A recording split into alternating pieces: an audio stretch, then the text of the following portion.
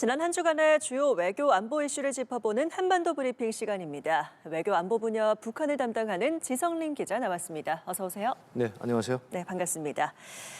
지난 수요일이었죠. 12월 3일은 비상겸 사태 1년이 되는 날이었습니다. 비상겸 1년을 맞아서 이재명 대통령이 특별 성명을 발표하고 또 외신 기자회견도 했는데요. 오늘은 대통령 메시지 중심으로 좀 얘기를 나눠보도록 하겠습니다. 우선 이슈부터 소개를 좀 해주시죠. 네, 말씀하신 것처럼 이재명 대통령은 지난 수요일 비상계엄 사태 1년을 맞아 대국민 특별 성명을 발표했습니다. 이 대통령은 성명에서 국민들이 비상계엄을 막아낸 12월 3일을 국민주권의 날로 지정할 것이라고 밝혔습니다. 대통령 자문기구인 민주평화통일자문회의가 지난 화요일 일산 킨텍스에서 제22기 출범회의를 개최했습니다. 민주평통 의장인 이 대통령도 참석해 연설했는데요. 이 대통령은 대북 정책 방향을 밝히면서 비핵화라는 표현 대신 핵 없는 한반도를 강조했습니다. 이 대통령은 지난 2일 국무회의에서 자체 핵무장론은 불가능한 주장이고 무책임한 얘기라고 작심 비판을 했습니다. 정부는 현재 한미 원자력 협정 개정을 추진하고 있는데요. 미국 내에서 한국의 독자 핵무장 우려가 제기되자 대통령이 직접 나서서 해명한 겁니다. 안규백 국방부 장관은 비상계엄 1년에 맞춰 전군 주요 지휘관 회의를 열고 장성들을 향해 별의 무게를 강조했습니다. 이 같은 메시지로 비춰볼 때 군 당국이 계엄 관련자 중 장성급에 대해서는 더 강하게 징계할 거란 전망이 나옵니다. 예, 먼저 이 대통령이 비상계엄 1년을 맞아 발표한 특별 성명 내용부터 살펴보죠. 1년 전 비상계엄이 실패하면서 6개월 후 이재명 정부가 출범을 하게 됐는데요. 이 대통령은 이번 성명에서 비상계엄을 막아낸 대한민국 국민이 노벨 평화상을 수상할 자격이 있다, 이렇게 또 말을 하더라고요. 네, 맞습니다. 이 대통령은 지난 수요일 대통령실이 발표한 빛의 혁명 1주년 대국민 특별 성명에서 민주주의 위기를 평화적인 방식으로 극복해낸 우리 국민들이야말로 노벨 평화상을 수상할 충분한 자격이 있다, 이렇게 확신한다고 말했습니다. 그러면서 대한국민은 온 세계에 민주주의의 위대함을 알린 공로로 노벨 평화상을 받는다면 이 갈등과 분열로 흔들리는 모든 국가들에게 크나큰 전환점이 될 것이라고 강조했습니다. 이 비상계엄이 실패하고 그 여파로 조기 대선이 치러지면서 이재명 정부가 출범하게 된 만큼 이 비상계엄을 막아낸 국민들에게 감사하다는 메시지를 거듭 전한 겁니다. 이 대통령은 빛의 혁명으로 탄생한 국민주권 정부는 우리 국민의 위대한 용기와 행동을 기리기 위해 12월 3일을 국민주권의 날로 지정할 것이라고 밝혔습니다. 다만 이 대통령은 내란의 진상규명, 또 내란 가담자들에 대한 수사와 재판은 여전히 진행 중이라며 빛의 혁명은 아직 끝나지 않았다고 말했습니다.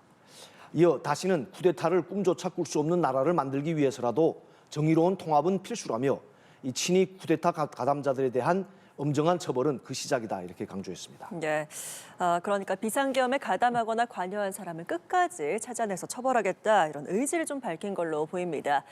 이번엔 이 대통령의 대북 메시지도 좀 살펴보겠습니다. 민주평화통일자문회의, 대통령이 의장인 헌법기구인데요. 이 22기 자문회의의 출범회의에서 이 대통령 연설 내용도 좀 소개를 해주시죠. 네, 말씀하신 것처럼 민주평통은 평화 통일을 위한 정책 수립과 추진에 관해서 이 대통령에게 건의하는 자문기구입니다.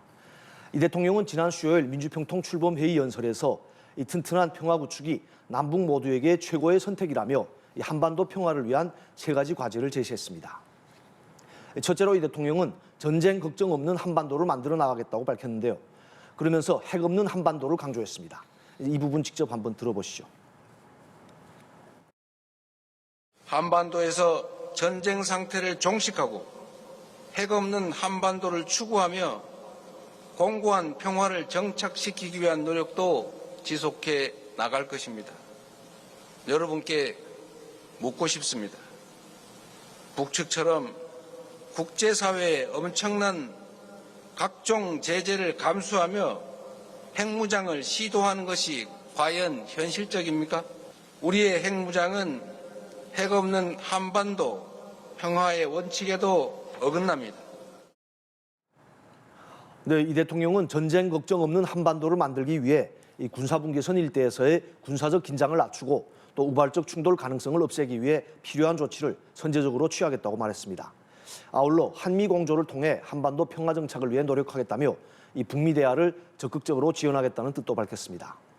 두 번째로 이 대통령은 평화 공존의 시대를 향해 나아가야 한다고 말했는데요. 이 평화 공존을 위해서는 7년째 중단된 남북 대화 복원이 필수라고 강조했습니다. 그러면서 북한을 향해 남북 간 연락 채널 복구를 제안했습니다. 세 번째로 이 대통령은 남과 북의 공동 성장을 위한 협력도 추진하겠다고 밝혔습니다.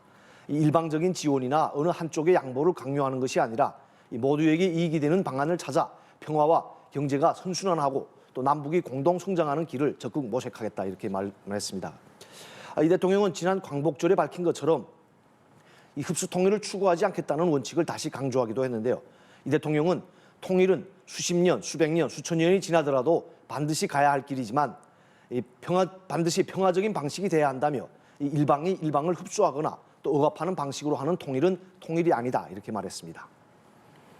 지금까지 한미가 사용해온 북한 비핵화라는 표현 대신에 핵 없는 한반도라는 표현을 대통령이 사용하면서 좀 관심을 모으고 있는데요. 아무래도 좀 북한과의 대화를 추진하기 위해서 북한을 좀 덜 자극하려는 의도가 담긴 걸로 보이는데요. 네, 맞습니다. 앞서 말씀드린 것처럼 이 대통령은 남북 대화를 복원해야 한다며 이 북한의 연락 채널 복구부터 하자 이렇게 제안을 했습니다. 이 군사적 충돌 방지나 또 남북 간 현안을 논의하기 위해서는 일단 마주 앉아 대화를 해야죠. 하지만 상대방을 쓸데없이 자극하거나 도발하게 되면 이 대화 자체가 성립되기 어렵습니다. 이 북한은 한국을 적대국으로 규정한 데다가 또 남북 대화든 북미 대화든 이 대화의 전제 조건으로 북한 비핵화 의제 포기를 내세우고 있습니다. 이 비핵화는 우리가 추구해야 할 목표지만 북한 비핵화가 당장 이뤄지기는 현실적으로 불가능합니다. 이 대통령이 비핵화라는 용어를 사용하지 않았다고 해서 북한 비핵화를 포기했다 이렇게 볼 수는 없겠습니다. 이 한미 양국이 지난달 말 발표한 한미 정상회담 공동 팩트시트에도 이 양 정상은 북한의 완전한 비핵화에 대한 의지를 재확인했다 이렇게 명시되어 있습니다.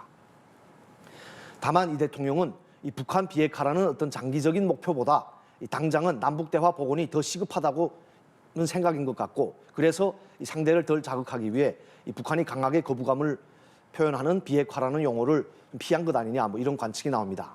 이 북한은 내년 초 노동당 제9차 대회를 개최하고 향후 5년간의 정책 방향을 공개할 예정인데요. 이 북한이 현재 주장하고 있는 이 적대적 두 국가 관계가 이 노동당 규약에 명시될 가능성이 거론됩니다. 이렇게 당 규약에 명시가 되면 또 헌법에도 반영이 될 텐데요. 한국은 적대국이라는 규정이 문서화될 경우 이 남북 관계를 푸는 건 더 어려워질 전망입니다. 그래서 그 전에 이 대통령이 이번 대북 메시지를 통해 북한의 남북 관계 개선 의지 또 대화 의지를 전달한 게 아니냐 이런 평가도 있습니다. 네. 그리고 조금 전 이 대통령 연설을 좀 들어보니까요. 이 한국의 자체 핵무장 주장에 대한 강한 거부감을 좀 보였습니다. 네. 국무회의에서도 자체 핵무장론을 작심하고 비판을 했는데 이 대통령의 이 같은 발언이 이제 정부가 한미 원자력 협정 개정을 추진하는 상황과 맞물려 있기도 합니다. 이 이슈도 좀 짚어주시죠. 네, 이 대통령의 자체 핵무장 비판 발언은 지난 화요일 국무회의에서 이 외교부 장관과 얘기하는 과정에서 나왔습니다. 정부는 현재 우라늄 농축과 사용 후 핵연료 재처리 권한을 이게 확대하는 방향으로 한미 원자력 협정 개정을 추진하고 있는데요. 미국 일각에서는 한국이 자체 핵무장을 하려는 게 아니냐 이런 우려가 나오고 있습니다. 조현 외교부 장관은 그동안 정치권 일각에서 자체 핵무장을 해야 한다는 얘기가 나온 데 대해 이 미국 측의 우려가 있는 게 확실하다 이렇게 보고를 했는데요. 이 대통령은 미국의 이 같은 우려를 불식하기 위해 자체 핵무장 불가를 강조한 걸로 보입니다. 실제로 이 대통령은 우라늄 농축 및 핵연료 재처리 문제가 매끄럽고 신속하게 진행되지 않는 측면이 있다면서 이유는 핵무장 우려 때문이라고 말했습니다. 그러면서 자체 핵무장론은 불가능한 주장이라며 강하게 비판했는데 이 관련 발언 직접 들어보시죠. 뭐 핵무장하면 좋지요. 뭐 세게. 근데 문제는 현실적으로 가능하냐. 핵무장을 하면 즉 핵무기 개발을 하면 제재 받는다. 제재를 받으면 북한처럼 된다. 그걸 왜 모르겠어요. 특히 정치권이나 이런 데서 좀 그런 무책임한 얘기 안 나오게 좀 외교부에서 신경을 좀 써주세요. 네, 방금 들으신 것처럼 자체 핵무장론에 대해 무책임한 얘기라며 이 가능성을 일축했는데요. 이는 미국을 향해 우리는 자체 핵무장을 안 할 테니 안심하라 이런 메시지를 전한 걸로 풀이됩니다. 앞서 이 대통령은 지난 10월 한미 정상회담에서도 이 트럼프 대통령에게 핵 추진 잠수함 건조와 연료 공급을 요청하면서 이게 핵무기가 아닌 재래식 무기를 탑재한 잠수함이다. 우리는 그런 잠수함을 원한다 이렇게 설명하기도 했습니다. 또 한편 국무회의에서 조 장관은 이 한국이 자체 핵무장을 하려면 핵 확산 금지 조약 즉 NPT를 탈퇴해야 한다며 그러면 제2의 북한이 된다 이렇게 말해 눈길을 끌기도 했습니다. 예. 한편 국방부는 비상계엄 1년이 되는 날 전군 주요 지휘관 회의를 열었습니다. 안규백 장관이 이 자리 모두 발언해서요. 비상계엄에 관여한 지휘관들을 좀 강하게 비판했다고 하는데 주요 지휘관 회의를 12월 3일에 개최한 것도 좀 이런 메시지를 담은 거라고 봐도 될까요? 네, 그렇습니다. 이 군 당국은 보통 12월에 그 국방장관 주재로 하반기 전군 주요 지휘관 회의를 여는데요. 이번엔 비상계엄 1년인 1년 당일인 3일에 개최했습니다. 이제 군이 비상계엄에 동원됐던 1년 전 사태를 되돌아보고 또 군의 다시금 경각심을 일깨우기 위해 이 지휘관 회의 날짜를 이날로 맞춘 겁니다. 이 회의를 주재한 안규백 국방장관은 비상계엄에 동원되거나 관여한 군인 중에서 특별히 장성급들을 겨냥해 비판 발언을 내놨는데요. 해당 발언 직접 들어보시죠.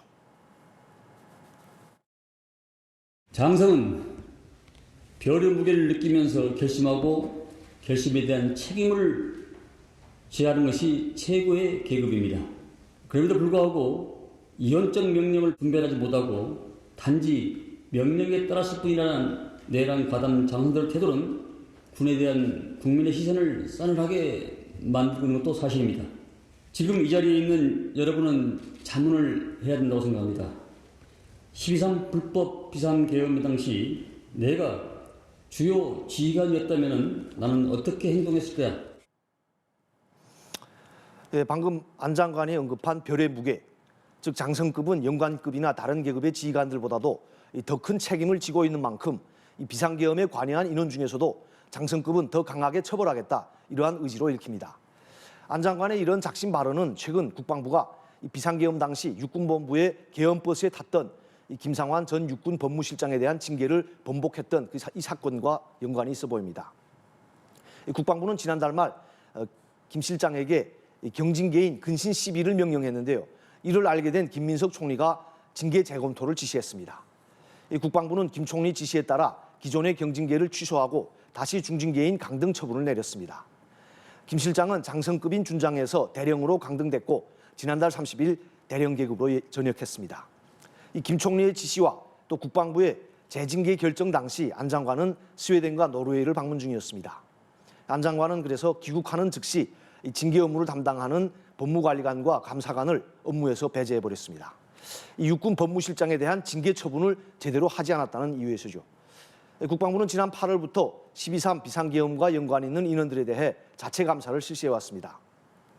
그리고 그 자체 감사 결과를 원래 이달 초 발표할 계획이었는데 육군 법무실장에 대한 징계 번복 사건을 계기로 이 발표도 조금 미뤄지게 됐습니다. 국방부는 더 철저한 조사와 징계 수위 조정 등 추가 조치를 위해 감사 발표를 미루기로 한 것으로 전해졌습니다. 군 당국은 감사 결과에 따라 수사가 필요한 인원은 수사기관에 수사를 의뢰하고 또 처벌이 필요한 인원은 징계 처분을 내릴 방침인데요. 앞서 말씀드린 것처럼 조사 대상 중에서도 장성급은 더 강한 징계를 받을 것으로 보입니다. 예, 이번 주는 비상계엄 1년 이슈가 제일 중요했던 것 같습니다. 또 이 대통령의 대북 메시지도 관심이 있었는데요. 연락 채널을 복구하고 대화를 복원하자는 이 대통령의 제안에 북한이 어떻게 반응할지 좀 지켜봐야겠습니다. 지 기자 수고하셨습니다. 네, 감사합니다.